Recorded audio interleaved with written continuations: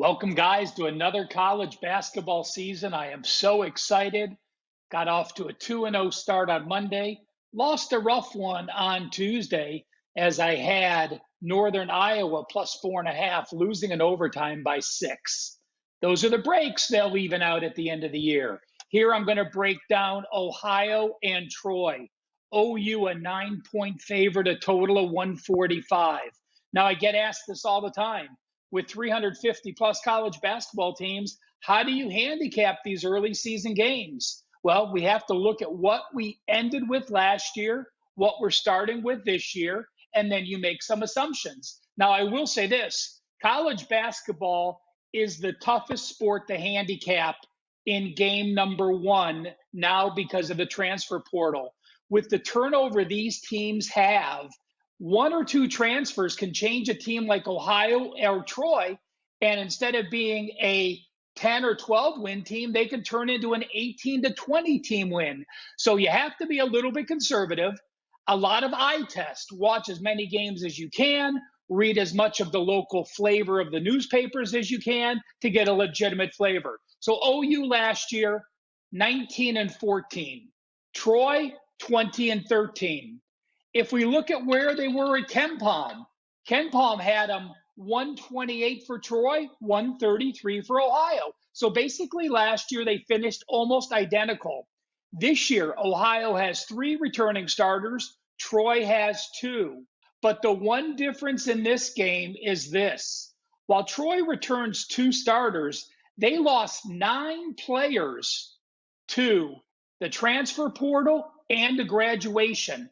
So they have no depth and no depth as far as continuity goes. Ohio, 3 returning starters, the number 1, 2, or 3 team in the MAC. Akron generally is noted as the best team in the MAC. Ohio, number 2 or number 3. Why?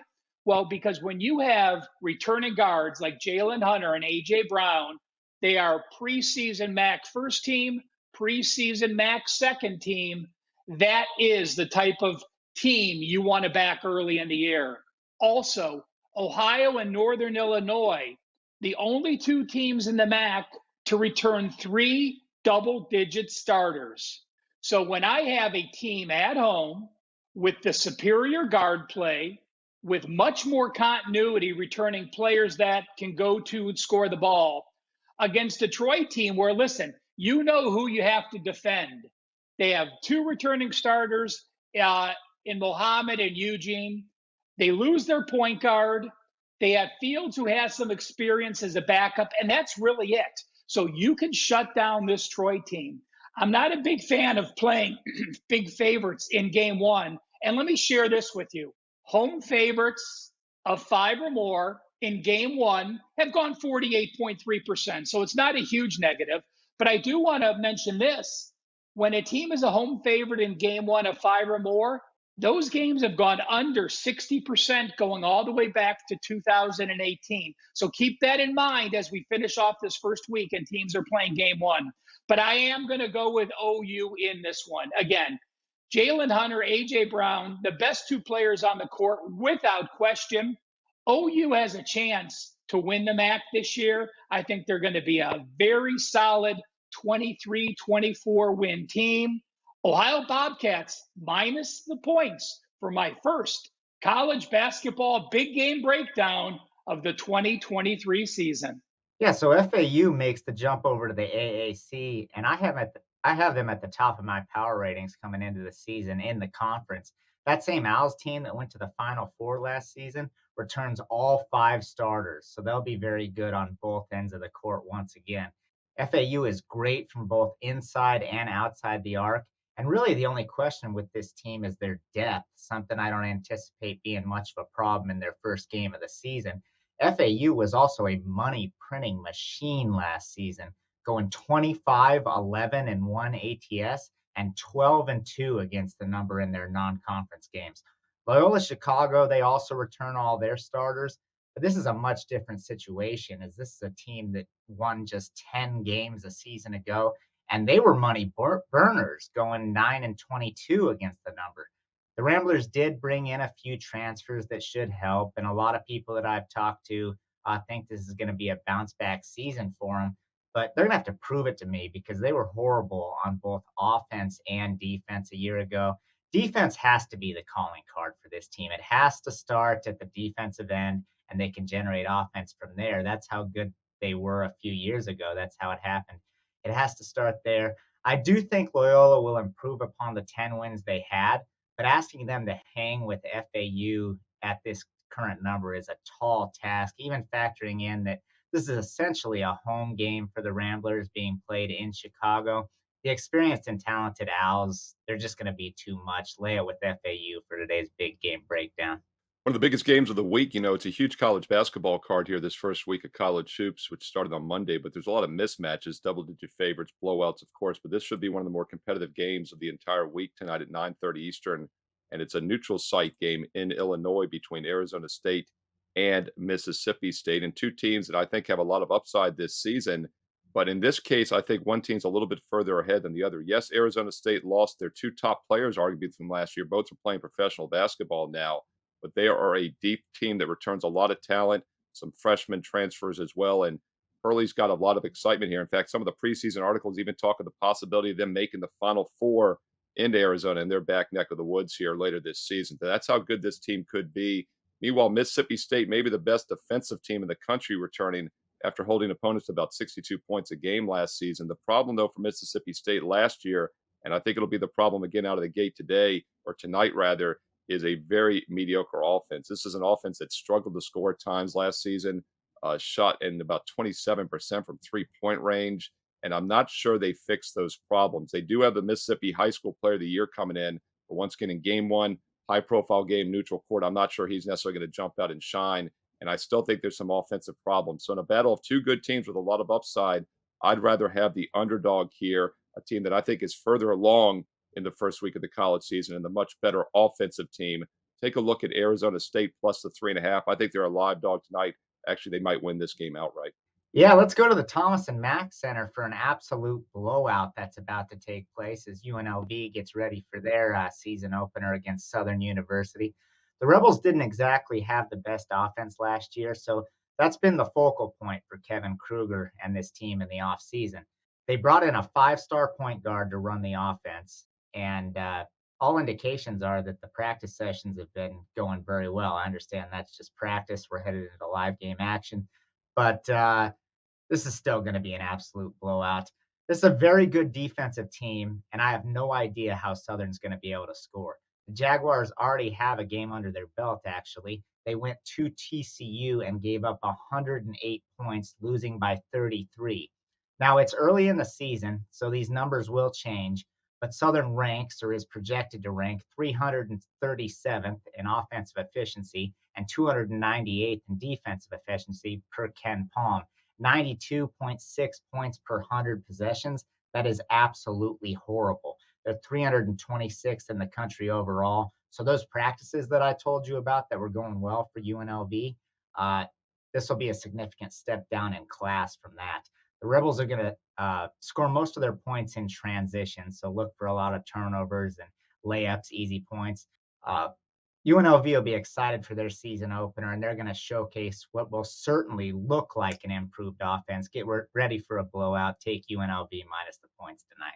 Let's look at a free play for tonight on Wednesday in college basketball. Just a quick reminder, this is a great time of year to be an all sports, all access client for myself, Steve Merril, WagerTalk.com, because not only do we get college basketball started, obviously, the NBA has been here for a couple weeks. We're off to a great NBA start once again this season. In fact, going back to the start of this calendar year, up over 30 net games in the NBA in 2023 already. And then, of course, college and pro football in full swing still. Nobody has won more the past 2 years combined. NFL and college football sides, number one units won at wagertalk.com. So check out All Sports All Access right now. When you do so, you get an instant $50 discount on any 30-day package with promo code ALL30, ALL30, ALL30. Instant $50 discount on any 30-day package. Could be a basketball, a football, or an all sports. Check out that special offer right now. Steve Merril, wagertalk.com. Free play tonight on Wednesday in college hoops goes at 7 Eastern, and we always get a lot of double-digit favorites here in week one. I always look for blowouts whenever possible.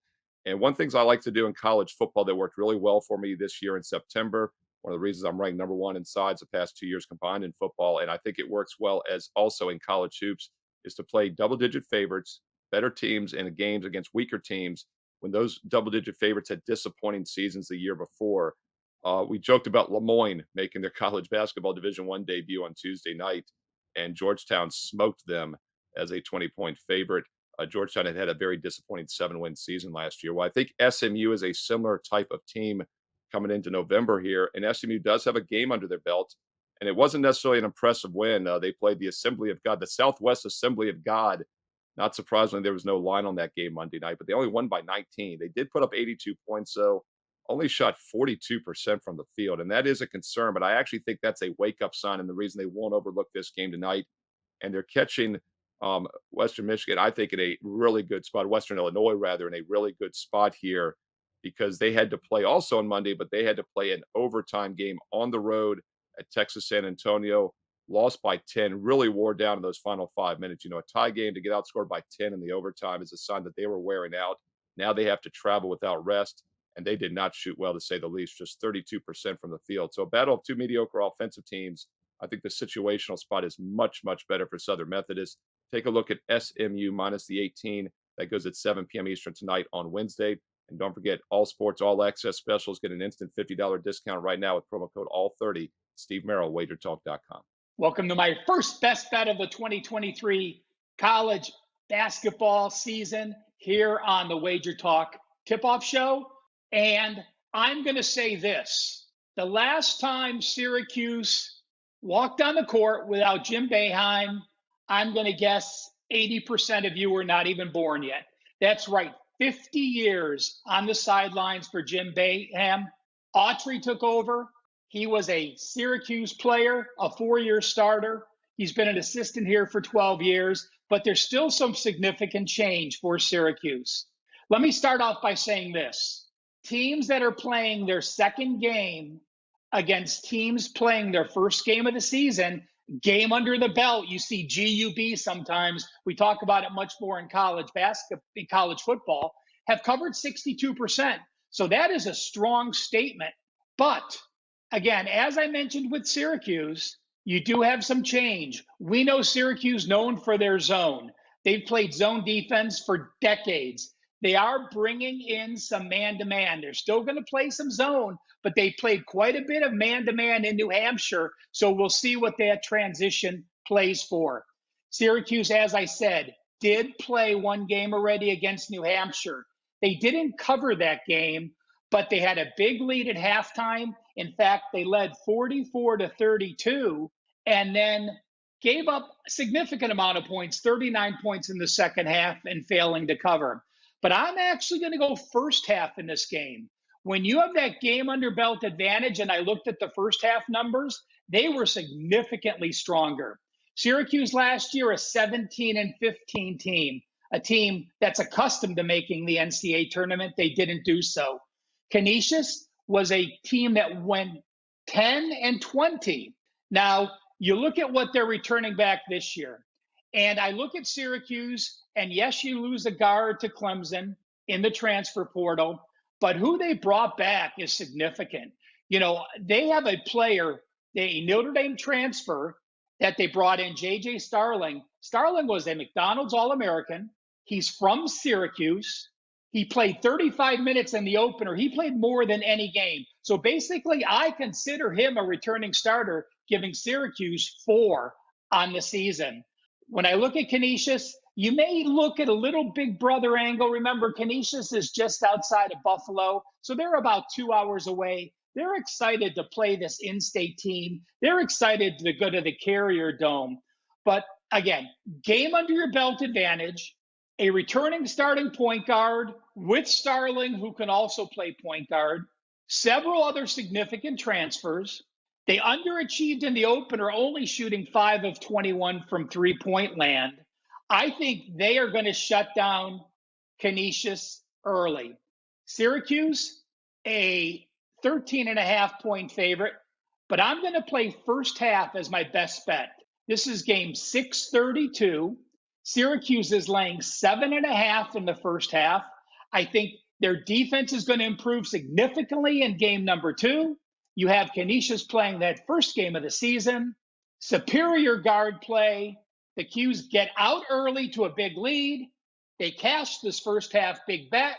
Yes, they may bring in some backups in the second half. I'm not concerned about that at this point. Color me the Qs. Best bet first half